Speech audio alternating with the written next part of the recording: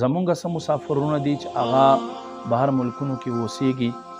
نو هغه څه وکړي د حج ورځې چې رانږدې شي د اخرو عمرو ټایمونه چې وي ذوالقعدې میاشتې کې نو دوی لاړ شي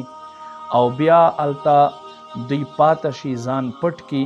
او بیا په پټه باندې حج کوي حج دپاره دوی ځان پاته کړي یاد وساتئ شرعي طور باندې په دې کې څه قباحت نشته دی حج بیا وشي خو قانوني په طور باندې دا یو جرم دی په دې سره د عزت نفس هم مجروحه کیږي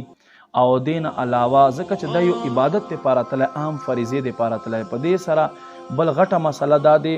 چې هغوی بندوبست مثال کې طور پر د 10 لکو خلق کړی دی او په دې 10 لکو کې که 10 زره کسان هم دقسې ورزیات شو نو دا په دې الله میلمنو باندې یو قسم ته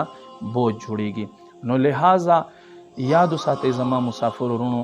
تاسو چېرته هم چې کله عمرې ته لاړ شئ نو داسې حج دپاره تاسو مه پاته کیږئ دا هغه ملک قانون خلاف دی او مسلمان چا سره غداري نشي کولی او دا په غدارۍ کې راځي الله رب کریم دی